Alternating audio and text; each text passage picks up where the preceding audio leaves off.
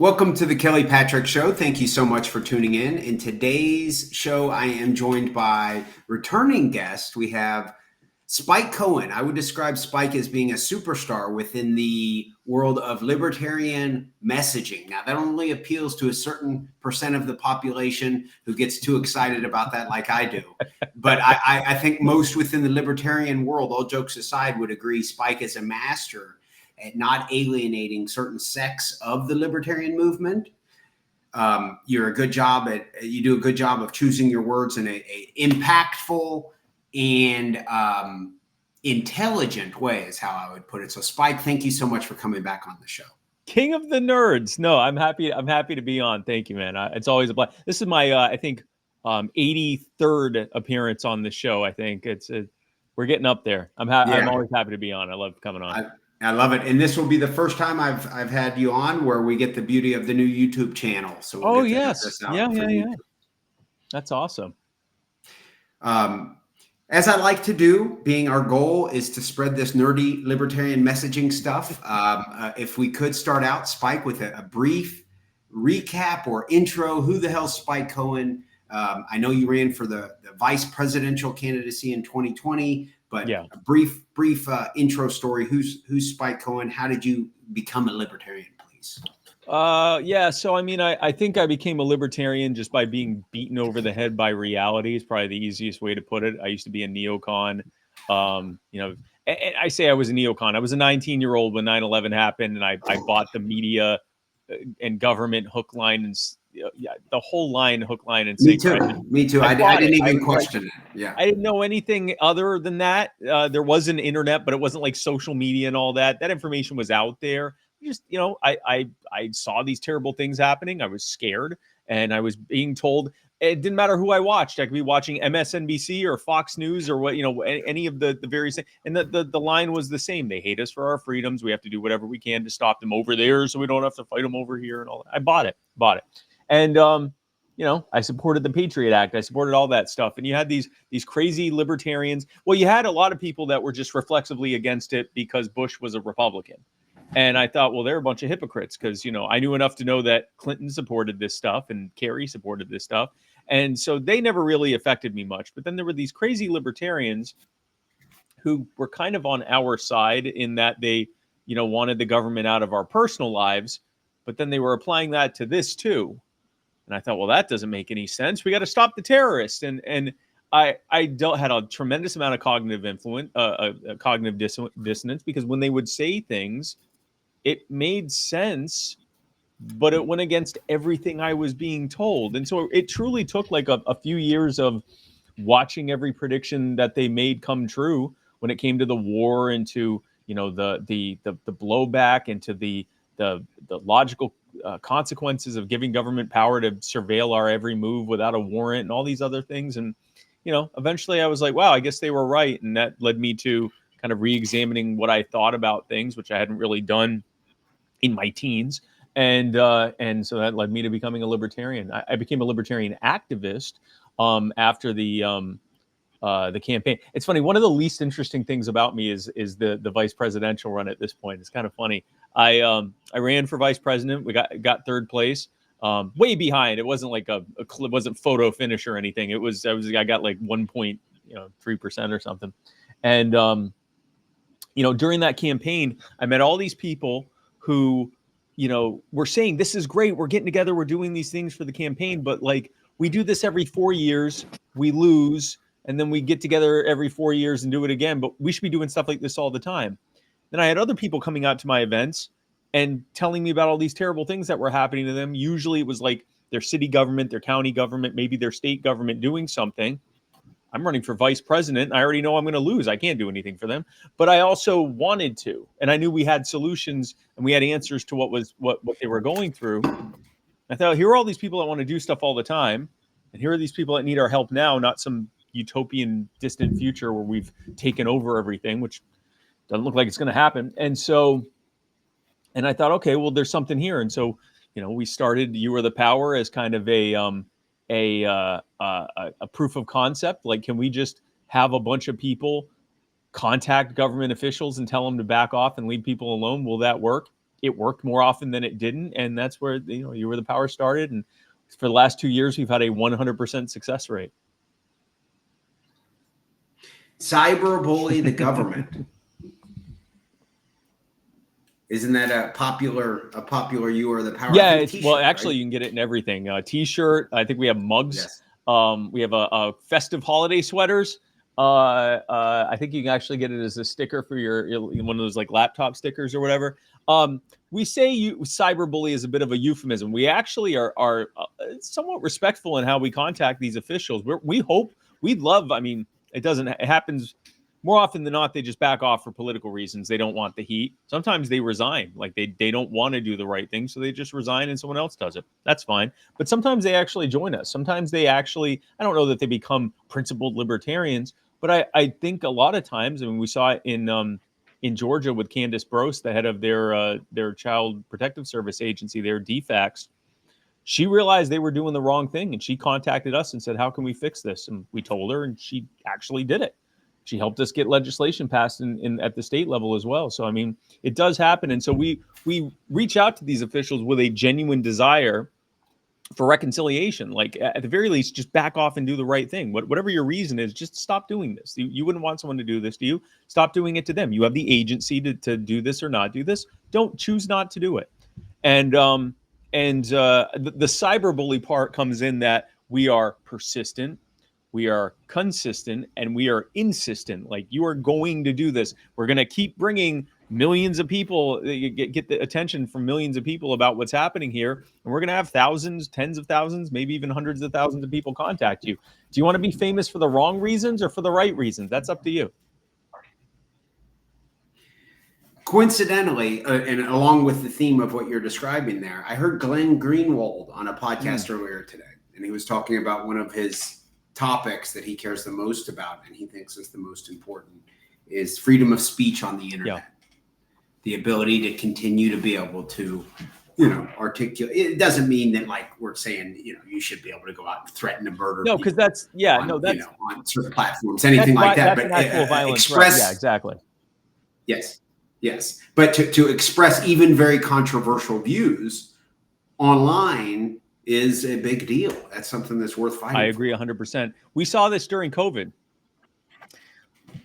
At the very least, I mean, it was one thing from the beginning, the lockdowns they never passed the sniff test, because it's like, all right, this virus is airborne, and it's going to kill lots and lots and lots of people. So you should stay in your house more often than you don't, you can't just stay in your house for 2 weeks and not go anywhere. We'll all die like that. Our entire infrastructure would completely crumble if there weren't people. So you still go outside and you still got to do stuff, but only during certain times. And only when everyone else is also doing it. And don't go out in the sun, which kills germs, but definitely stay in your poorly ventilated home and venture out only into other poorly ventilated areas with the same exact time that everyone else is doing it, and then come back into your poorly ventilated home to spread whatever you just got with everyone. That's cold and flu season. They literally they implemented the conditions that the cold naturally implements on us to create cold and flu season. Insanity, right? And if enough people had been able to say that without fear and they weren't worried about repercussions, exactly. Too. I mean, that's that alone would have probably killed it months before. I mean, it didn't take long for the public to realize it was a stupid idea, but it probably, like, very early on, even before it was beginning to be implemented, people would have been like, this is dumb. Like, what? It's airborne. What are we going to put HEPA filters in our homes and in our air conditioners and close all the windows and not go outside? If it's airborne, what are we supposed to do here?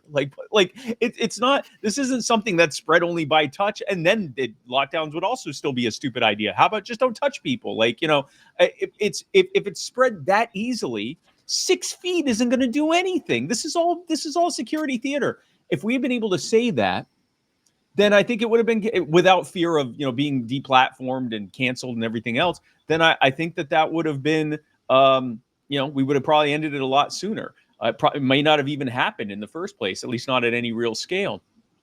And then even like, questioning the narrative of how the virus was created, whether a vaccine has ever worked for a respiratory infection. It hasn't.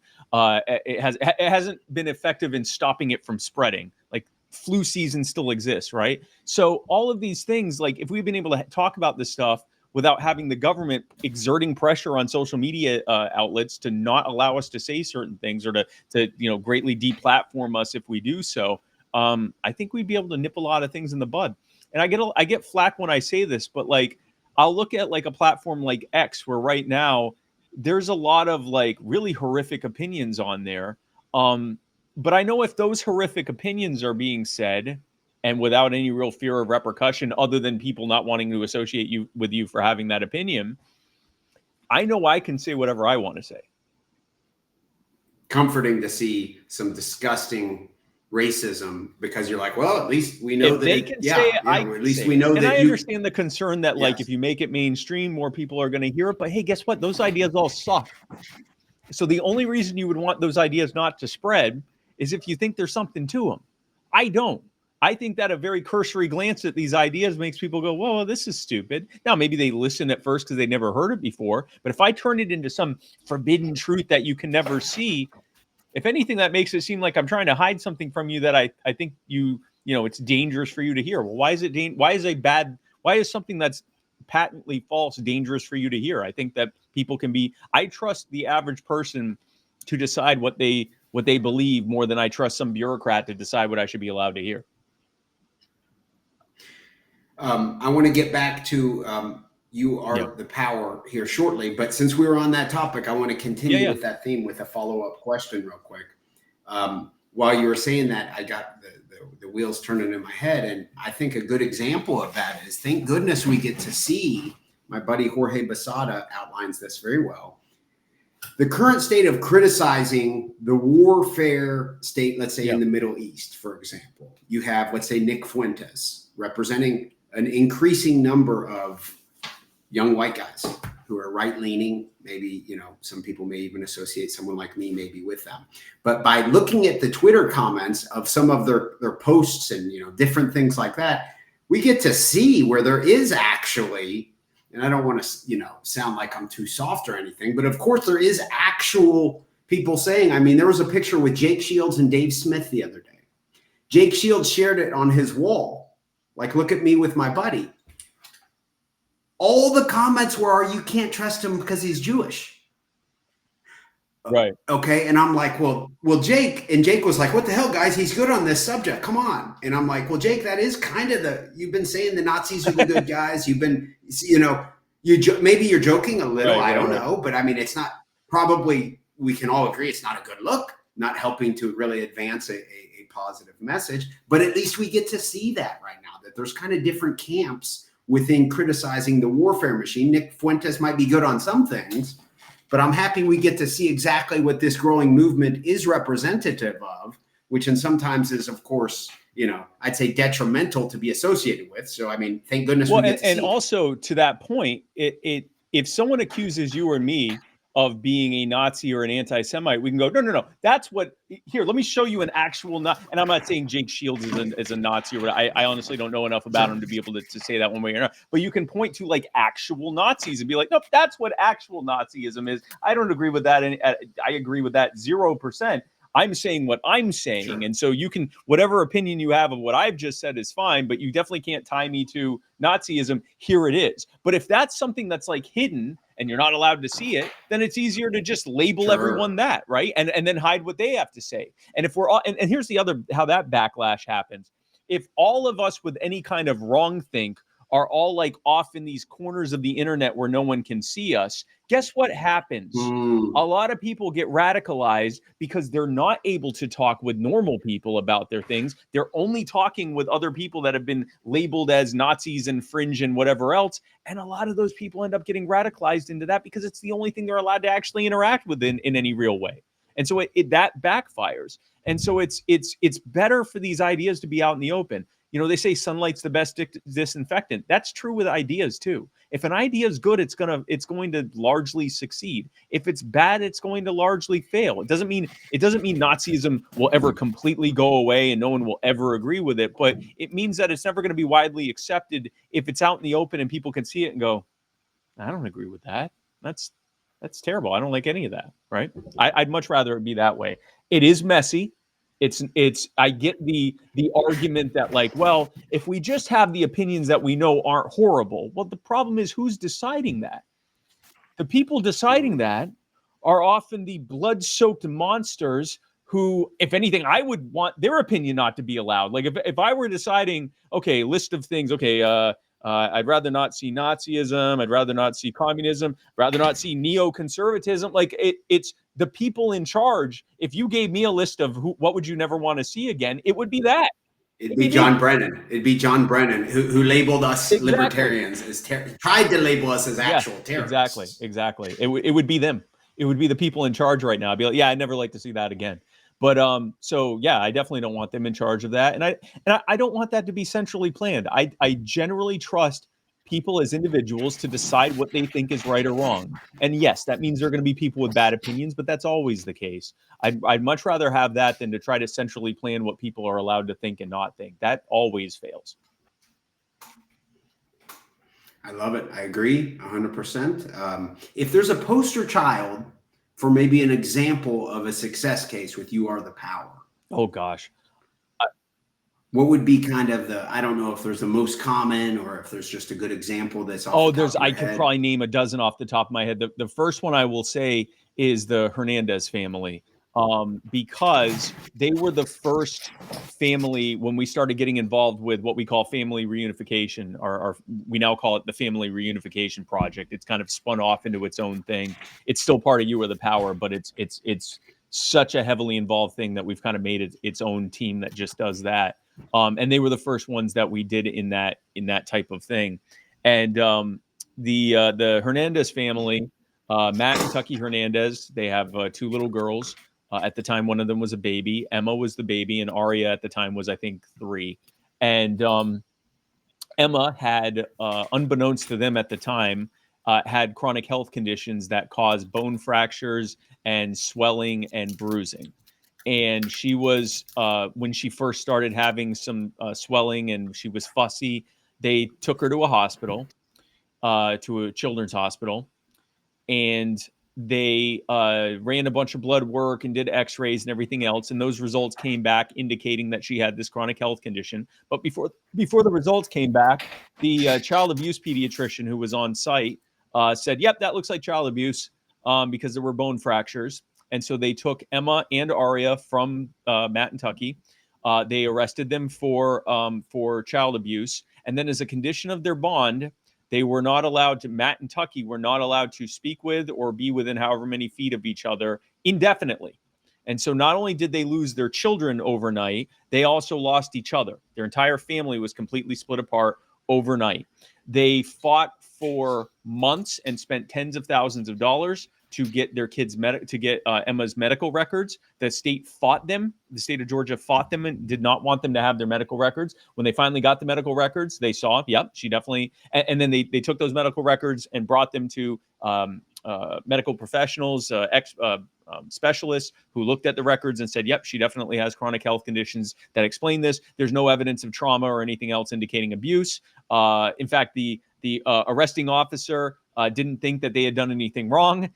So they had all of this and they said, oh, thank God. Okay, now we'll go to the family court and get this all squared away. Family court judge would not allow that to be entered into evidence and instead only took the opinion of the child abuse pediatrician who brought no paperwork. And his evidence was, he said, yeah, if you look at these kinds of injuries, statistically, they tend to be caused by abuse. And when the attorney asked him for the source of that statistic, he said, oh, you can look it up on the internet. That's what the judge admitted as the only evidence. And based on that, she ordered non-reunification, which means that not only would the children remain in foster care, but they would now begin the process of putting them in permanent adoption, where Matt and Tucky would never see their children again. And there was also the looming threat of a criminal prosecution where they could both spend up to 40 years in prison. For a crime that didn't happen and where all of the evidence shows that it was caused by a health condition. So we found out about this. We vetted it very heavily because I was like, listen, let's make sure we're not helping child abusers here. This was our first time taking on a case like that. We spent well over 100 hours vetting it. Everything was legit. We went forward with the case. Two things happened. First thing that happened was, because when we go forward with a cause, we don't just get people angry. We say, here are the specific CPS caseworker, the caseworker supervisor, the DA, the family court judge, and here's their contact information. And here's we now give them a wording template they can use. They can just click a button, the email comes up, they put their name in and press send, and that's it. All the wording's there and everything else. But we said, here's who you contact, here's what to tell them. And so very quickly, those officials backed off. The family court judge ordered reunification, did a complete 180. She closed out her case and said, once the criminal charges are dropped, then these kids can go home for good. And the CPS dropped the defects, dropped their case, closed out their case entirely. So that was the first thing that happened. Second thing that happened was a bunch of other families came out of the woodwork with the exact same story. And it was the exact same story. Our child had in the same area, all over the country. In the same, mostly in Georgia, but all over the country, everywhere. And same exact story. Our child had a chronic health condition, took them to a children's hospital or a doctor. We were told that we abused our kids. We weren't allowed to get our kids' medical records. We were arrested for abuse. Family courts railroading us. Same thing over and over again. So then we followed the money and found out that under Title 4E of the Social Security Act, parents, the federal government is paying state CPS agencies based on the number of abuse cases they had the year prior. In other words, they're paying them every time they accuse someone of abuse. And so now you have these quota systems where every CPS caseworker has to accuse a certain number of people of abuse, and everyone gets paid based on this. The child abuse pediatrician, the CPS system, the family courts, the foster care facilities, the visitation centers, all of the, what we'll call it, the child abduction industrial complex that's been built around this, they all get paid based on this. And so everyone just goes, well, yeah, it looks like abuse to me, and kicks the can down the road, maybe says a little prayer that someone else will actually do their job, but no one does. Everyone just keeps letting the kid get stolen. And so we've seen it, and it's happening at scale. So we see it through all the way to its end. They tried railroading them in criminal court. The criminal court judge colluded with the DA to suppress evidence, not allow the jury to hear the evidence. Thankfully, the jury saw through the scam, saw that the fix was in, and voted not guilty on all counts. So Matt and Tucky Hernandez and Emma and Aria were actually in Myrtle Beach recently. I got to have lunch with them and hang out, and got to worship in church with them a few months back after they were found not guilty. So they are easily a success case, not just in that we were able to restore their family, help them fight their charges, and have this entire nightmare behind them, but in dealing with their case, it led to all this other stuff. It led to all these other families finding us and us finding them. It led to us being able to reunify so many other families that are in the same situation. It led us to being able to get Ridge's Law, which fixes a lot of these problems at the state level, passed in Georgia. It's named after Ridge Collins, one of the children that was stolen. It's led to lawmakers in other states reaching out to us saying, hey, we need to fix this in our state too. I actually just got back from New Hampshire this past weekend. I was speaking with lawmakers there about the fixes that need to happen there in New Hampshire. And I believe it will ultimately lead to us reaching the critical mass necessary to either eliminate the Social Security funding of CPS, or at the very least tie it to something else, like the state's population or something, so that they're not like creating this perverse incentive for them to wrongfully accuse people of abuse to get as much money as possible. All of that started with the Hernandez family.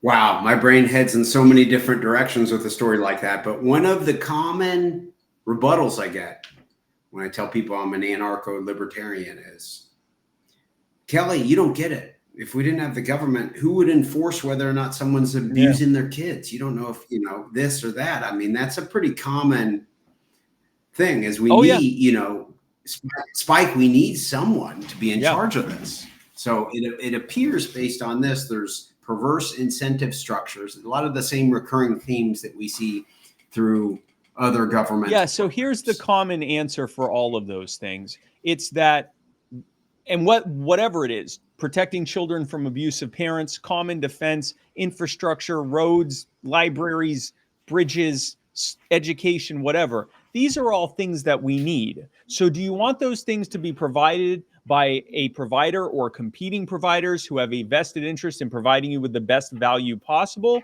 Or do you want it provided by a violent monopoly that gets paid, that you have to pay against your will, even if they're not doing a good job, and which doesn't allow you to seek competition?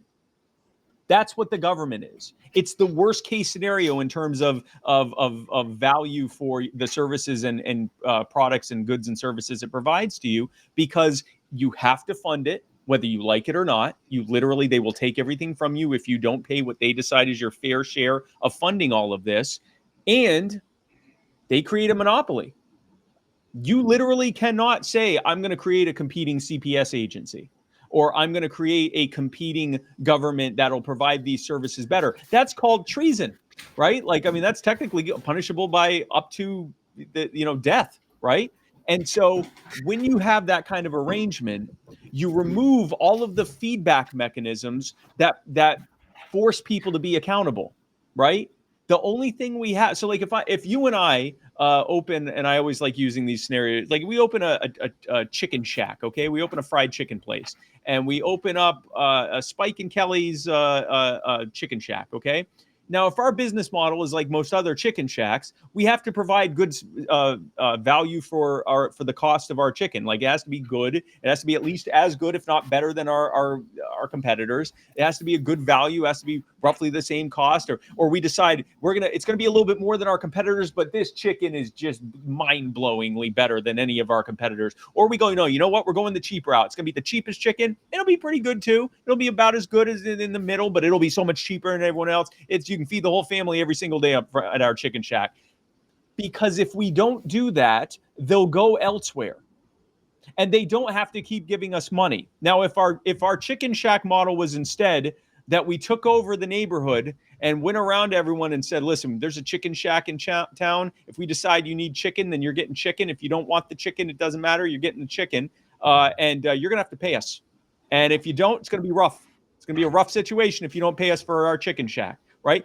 That chicken, even if we start with the best of intentions, it's eventually just not going to be that good. Even if we're trying, it's not going to be that good, because everyone involved knows that there's no actual reason for them to have to do a good job.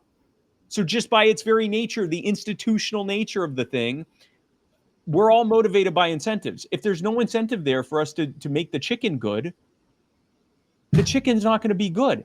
And with government, it's actually worse. So with these CPS agencies, for example, we're seeing both all these innocent people having their kids taken from them, but we're also seeing an increase in actual abuse cases, because the agents are so focused on getting as many accusations out there that they're not taking the time to actually look for abusive parents who typically try to cover their tracks, or at the very least, they don't take their kids to the hospital when they break their leg, right?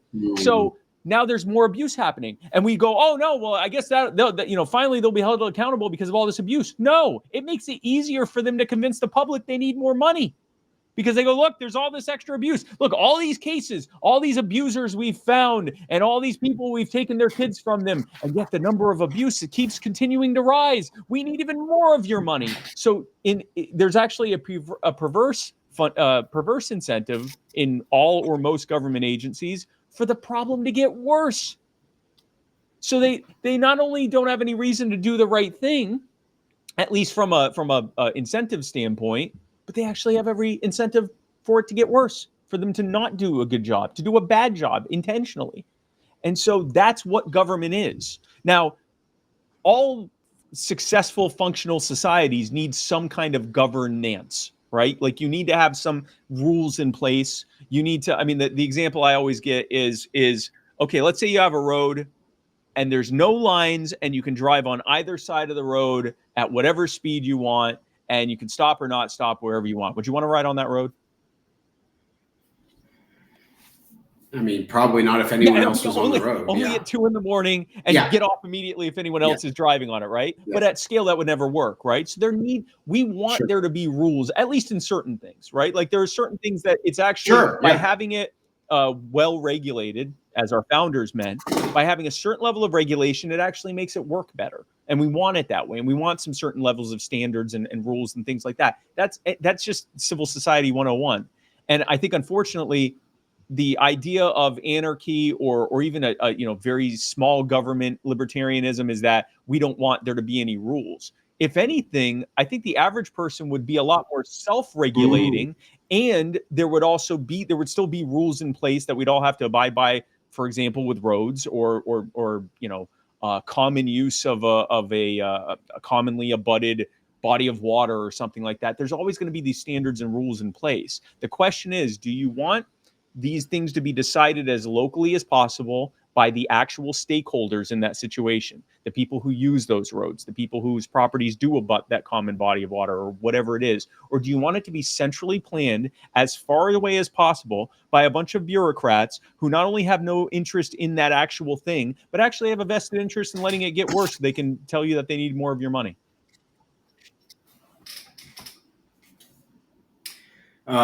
Because I'm a professional, I'm going to do a segue here, if that's all right. Earlier, Spike, you mentioned some doctor. His explanation was, "Oh, that's consistent with child abuse. Just Google it," right?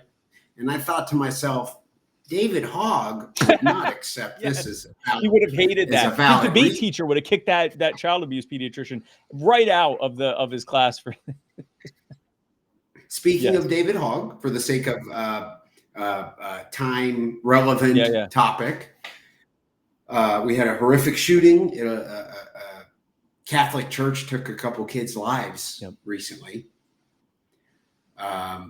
David Hogg, of course, and the kind of gun grabber crowd, of course, they're at it. This is what they do. Very delicate topic. We talked earlier about Nick Fuentes versus, different approaches and this. So that's a difficult balancing act. This also, especially when you involve kids being killed. It's horrific. The emotional pulling the heartstrings come out. You debated David Hogg about this famously. I would say you destroyed him. I don't even think David Hogg would claim he did very well in that debate. He didn't debate. I don't see how. I debated. He said his talking points. He even said, he started by going, "I'm not looking at this as a debate." And it's like, okay, but this is an actual debate. Anyway. You agreed to a debate. You showed up in for the debate, How do you handle this topic? Well, I mean, first of all, you acknowledge this is a horrific thing. And I think sometimes in the gun rights world, you'll hear people say things like, "My rights are more important than your feelings." And that's true. That is true. But when you present it after a bunch of children are mass murdered in a school, what it sounds like you're saying is, "I don't care about you or your kids." And that might actually be what some of them are saying. The problem is, we are not governed by logic. None of us are. Like we are not governed by logic. We are governed by people's emotions, and by emotions including anger, fear, hopes, dreams, like our feelings. And if we were strictly governed by logic, the world would look wildly different, and we would look different. We would act differently. We'd be robots essentially. And so it's just not governed that way. And so, I mean, the first thing you do is just acknowledge how horrific this is. Like, I mean, it's terrible what happened. Well, let's look at what happened here.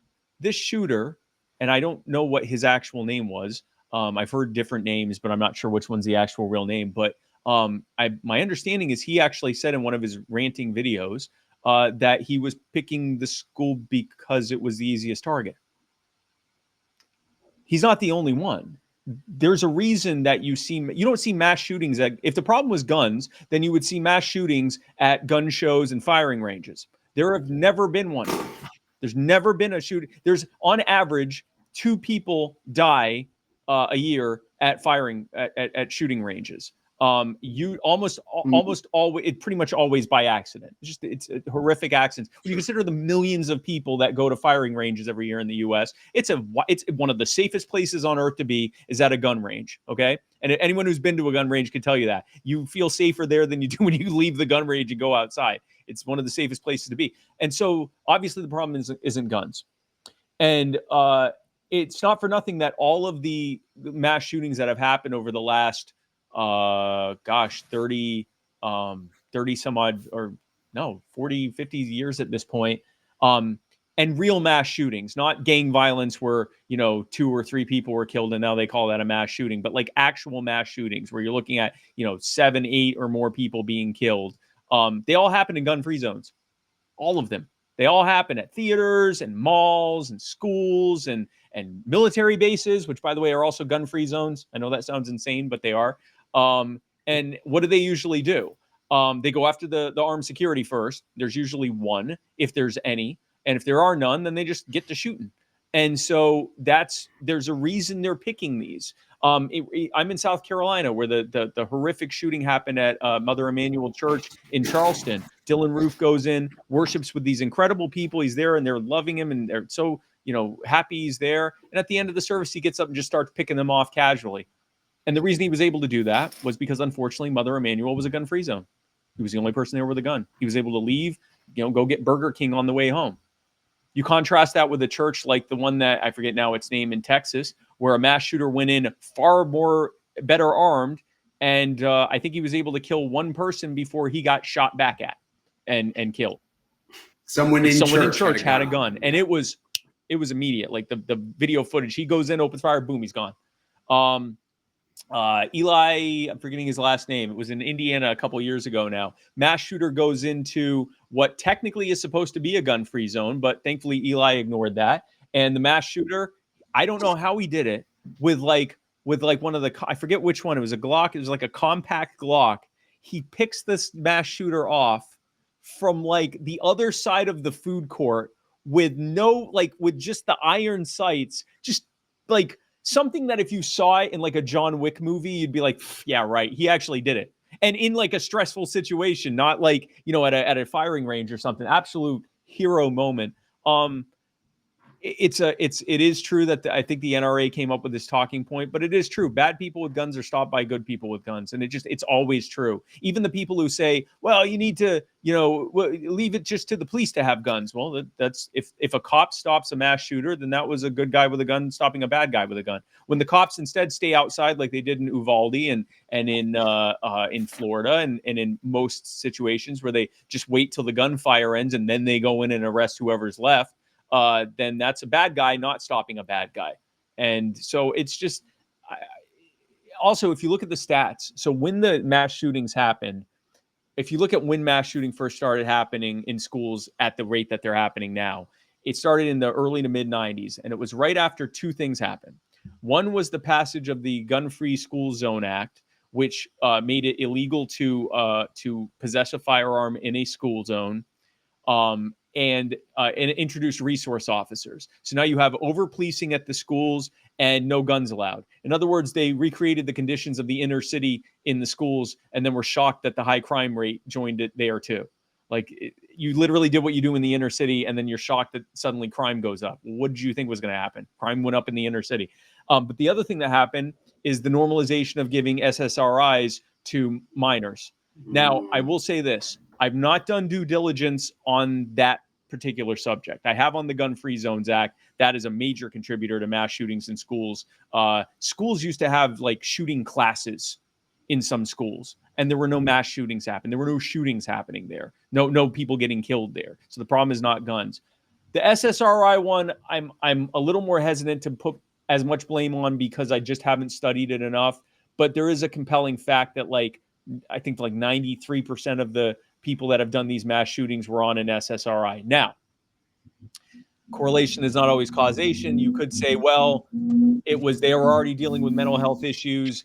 They were on the SSRI, but that doesn't mean that's not what caused it. It's that their mental health issue caused it, and they happen to be on. It's like saying, well, you'll notice that every single person with a broken leg has crutches. I think we need to do something about these crutches. No, they got crutches because their leg's broken, right? So it could be that kind of situation, but I think it's worth looking into. I think it's at least worth looking into if maybe I do understand that they weren't originally tested for minors. Maybe they are now. And the warnings on those things are pretty scary. I will say. I mean, there is some solid. There may be something there. I'm not saying I agree. I'm not saying 100% certainty. But if you read caution, suicidal, homicidal ideations. Yeah, I mean, what the hell? Isn't it supposed to stop that? And Yes. so all that to say, like I said, I'm very precise with my words, especially when I'm making accusations against something. So I don't want to say for certain that that's causing it. It's worth looking at. But the Gun Free Schools Act from '92, I believe, you can literally watch like mass shootings were a very rare occurrence that would happen every few years. You'd have one, and it was usually like a personal thing, and very unfortunate every time, but it was nothing like it is now, and it has continued to get worse. And it's directly, what did you do? You said that people can't have guns, so the only people there with guns have bad intentions, and you introduced over policing. Which means there's gonna, like, what did you think was gonna happen? That's what any place that has high levels of gun violence have restrictions on gun ownership and over policing. So why would you anyway? So that's what I would point to. It's funny. I didn't tell Spike ahead of time. I sent you a list of topics that I Yeah. wanted to discuss. No mention of guns. But while we're on this topic, earlier you begrudgingly you gave credit for a quote to the NRA. I'm hoping some Republicans and some Democrats Yes. are listening, and I don't think they caught that. Maybe they did. I don't know. But you're not a fan of the NRA? Why is the that? NRA wrote the National Firearms Act. Every single gun control law, federal gun control law that is currently on the books, with the exception of whatever it was called that they passed in 22, I believe.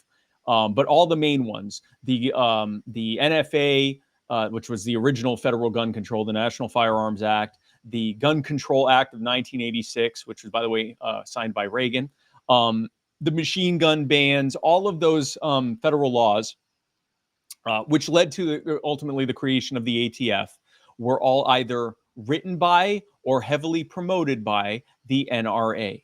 The NRA is not a gun rights organization. The NRA is a lobby for gun manufacturers and police unions. And they are increasingly just a Republican slush fund. Like Donald Trump is one of the most gun unfriendly presidents, Republican presidents that we've had in quite some time, pretty much since Reagan, and yet he has a A+ rating from the NRA. It's nonsense. Now, does the NRA support some things that are good? Yeah.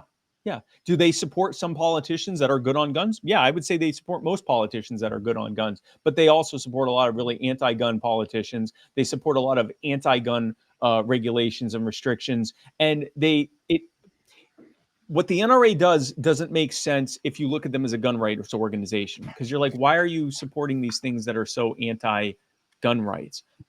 They make sense if you look at them as what they are, which is a lobby for gun manufacturers. What maximizes the amount of guns that they can make?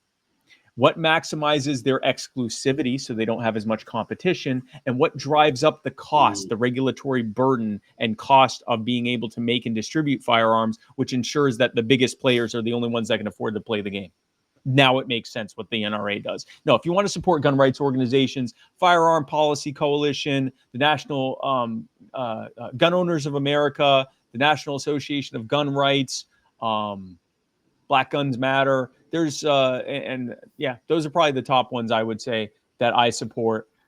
Especially FPC. They actually actively sue and remove.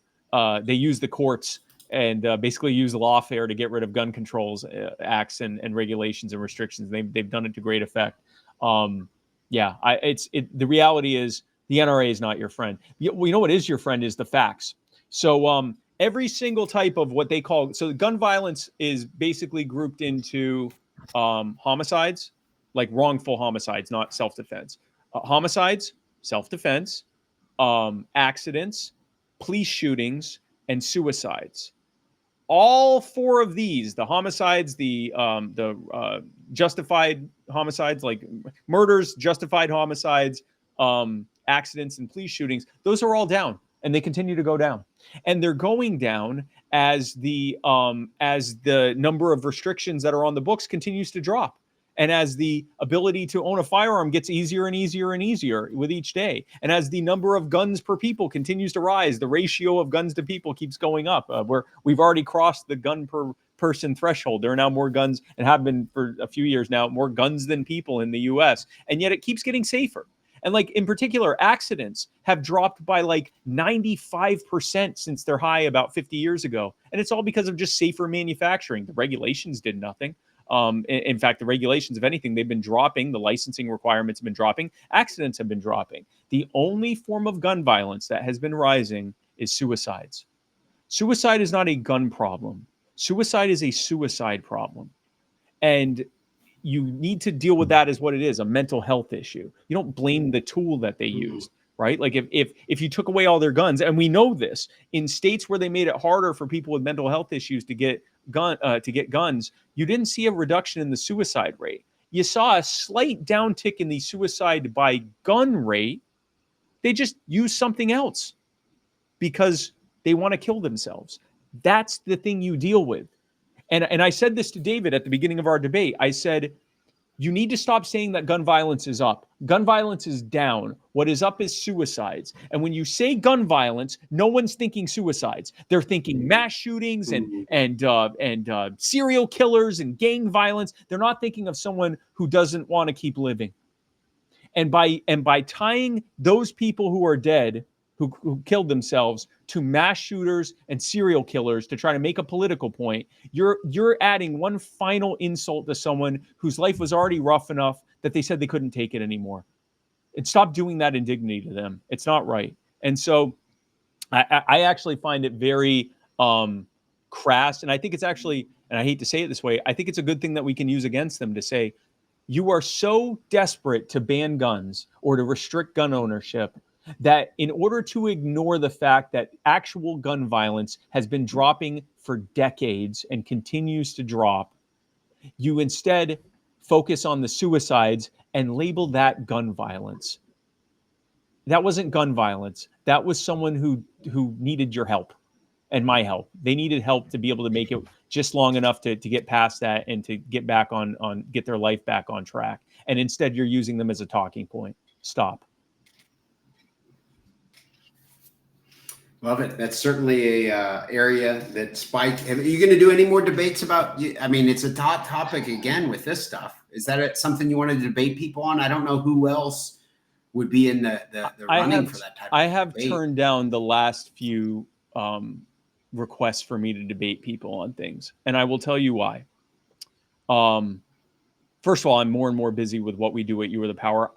If I'm debating, I like to be over prepared. Like I like to know, I don't want to be caught off guard by some errant fact that I didn't know about, or I don't want to be gaslit, right? Like a lot of people show up and just start making stuff up. And so I like to be able to go, that's not true. This is actually the truth. So I like to go in well prepared. And I honestly just haven't had time to do it with everything I'm doing with You Are the Power. But the other thing is, I watch my debates and I watch debates from other people who are, I would say, better than me at it. Dave's, I guess Scott has done debates as well, Scott Horton. And I look at them doing this, and I look at my debates, and I look and I go, I wonder if anyone's mind was changed with this, or if it was just, this gets to get clipped by people who agree with me, or parts of it get to get clipped by people that agree with David, and they go, Spike Cohen owned David Hogg, or David Hogg destroyed this pro-gun, anti-child, whatever. Like, what did that do?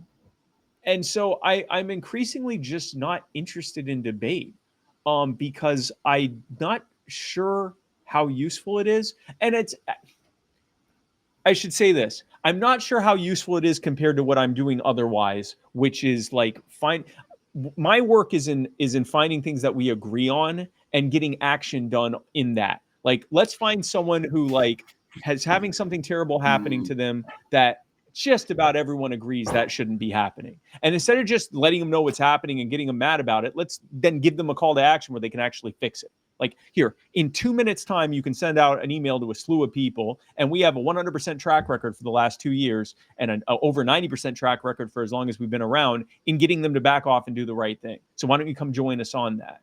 And I just think, if I'm now also known as the guy that goes and debates these things, does someone look at that and go, well, I would have helped on this, but I don't agree with him on whatever the thing is? And, or not even that. I shouldn't even say that I disagree, but like, there's a difference between disagreeing with someone on a subject and watching them argue about it and you disagree with them. Like you kind of get this like people watching, if you're a pro gun guy and you watch David Hogg debating me, you like dislike him more after that, right? Like it's not just that you disagree with him. It's like you get this kind of personal animosity. Well, let's say David Hogg gets involved in some activism that you support. You might be that much less likely to actually support it, even if it's something you agree with. You're like, yeah, it's David Hogg. So it's like, there's already so many other people out there that are great at being these like libertarian debate experts and lightning rods for the movement. And it's like, do I want to be a lightning rod, or do I want to like find things that we can build consensus around and make change? And I'm not discounting the importance of that. I just think there are people that do it better than me. And I think I've found this thing that no one else was really doing, at least not among us. And it's like, I'd rather focus on that. So yeah, I've not to say I'll never. I get asked two things: are you ever going to run for president? And would you debate XYZ on ABC? And I've learned to never say never, but at least for now, I have no interest in doing either. And of course, you are the power is what gets the majority of your energy these days. Well, that and I will say it's funny.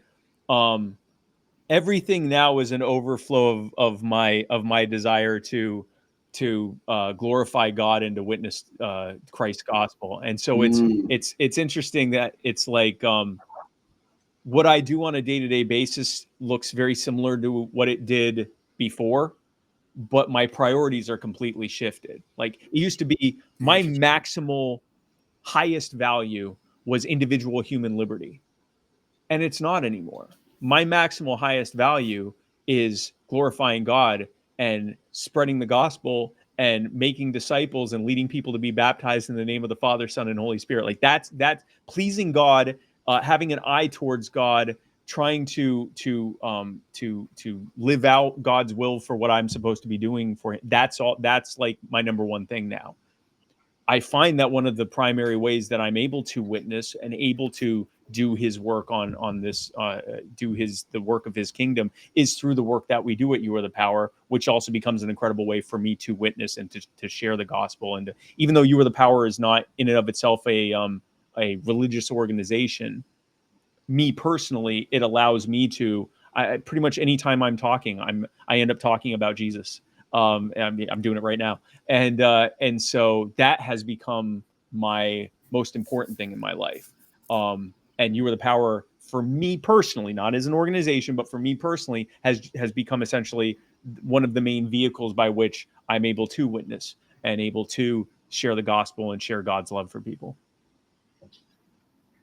I love it. My next notes said there's a horrific war in Ukraine and Russia, horrific situation in Gaza, all different parts of the West Bank. And as I was reading my notes I sent to you, I thought, oh yeah, are we getting ready to attack Venezuela?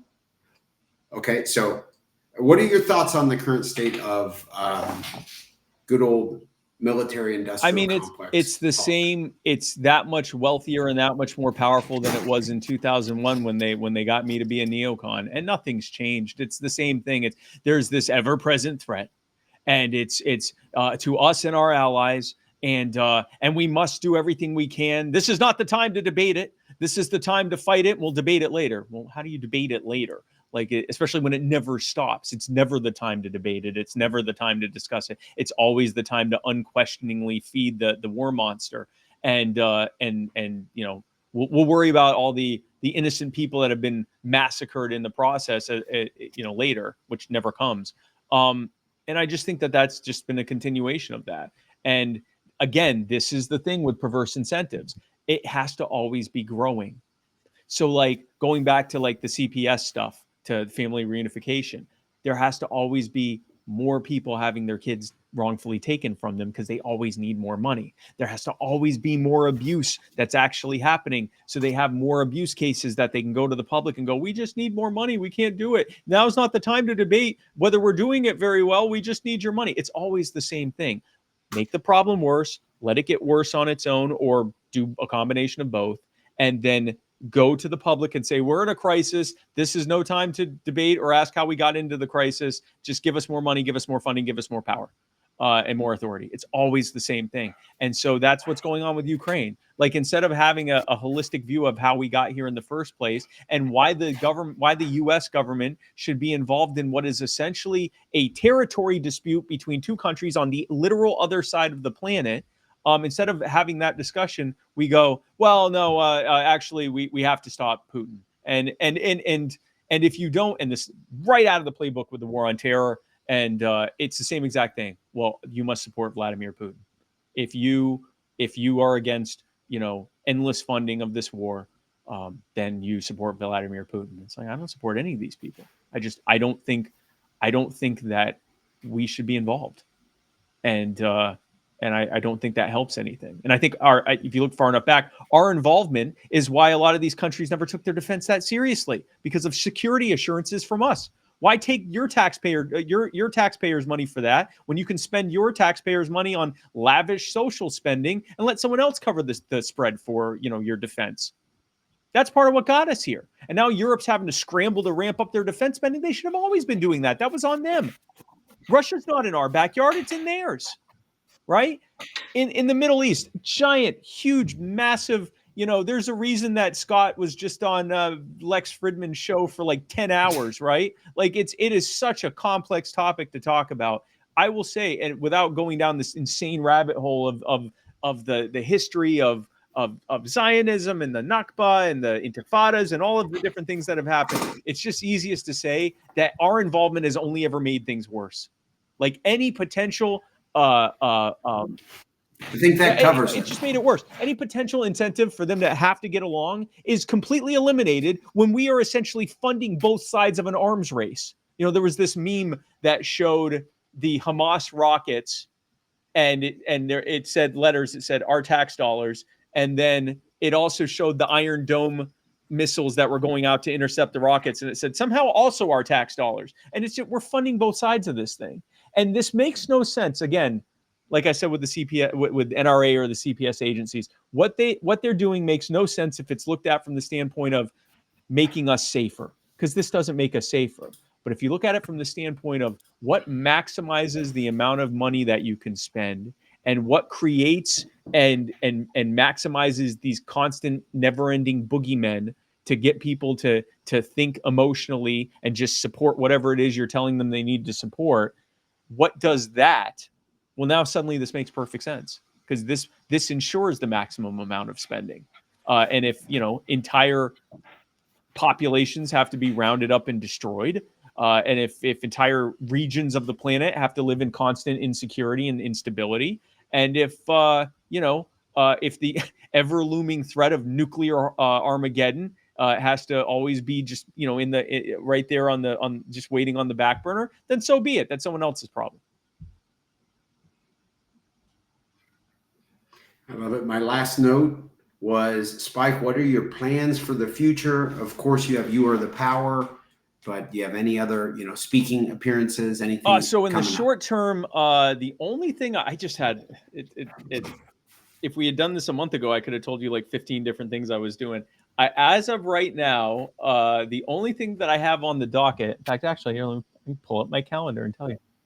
Or you can do a recap of some of the things you've been at recently. Oh my gosh, yeah. So I spoke at the Ron Paul's 90th birthday, which was like a huge honor. First of all, to be invited there, and then second of all, to be asked to speak. And it was I gave like a 4-minute speech and introduced a few other people. But like, when the archaeologists are looking at our society, and going through the ruins of our stuff, and they look and they see Ron Paul's 90th birthday party. They look through the list of speakers and they go, and this guy named Spike Cohen, he spoke at I just think that's cool. Like, just for posterity, the fact that I was a bit player, but I was a bit player at Ron Paul's 90th birthday party. I just think that's such an honor. It's so cool. And so I spoke at that. I've been to a ton of different events and summits with lawmakers and activists and all sorts of stuff across the country. Spoke at multiple party conventions, libertarian events, festivals, Freedom Fest, all sorts of stuff. I've done a lot. I'm all over the place. I'm all over the internet. And I'm all over the real world too. I'm just I'm a wind up doll. So upcoming, if in Saturday, October 4th, I'm going to be at an event called Fire Fest, not Fire Festival, Fire Fest, which we're not taking you to an island, and you're okay. This is in Hampstead, North Carolina. So if you're in like the Low Country, North Carolina or South Carolina area, come on out. It's going to be at 19 Restaurant Bar and Banquet. I'm going to be there speaking. There's going to be some other people there. It should be a fun time. It's from noon to 8. It's a day long thing. That's Saturday, October 4th. And then in November, well, I don't know if this is a public event. I'm going to be speaking at the Libertarian Party of Texas at their annual state executive committee meeting. But as I'm saying this, well, I am going to be at the Bexar County LP Social the day before that on Friday, November 7th. Stay tuned for when and where that'll be, but it'll be in Bexar County, or actually it'll be in San Antonio. So those are the only things on different parts of Texas. Okay. A little bit I'm of a doing Texas a bit of a Texas trip. Yeah. So I'm all over the place. If you go to spikecohen.com, that has an ongoing like tally of the upcoming events that I'm doing. And if you follow me on social media, you'll see all the stuff I'm doing, all my errant thoughts, and all the activism we're doing at You Are the Power. You can see that on there as well. As always, Spike, thank you very much for your time. I always enjoy it. Thank you. Thank you.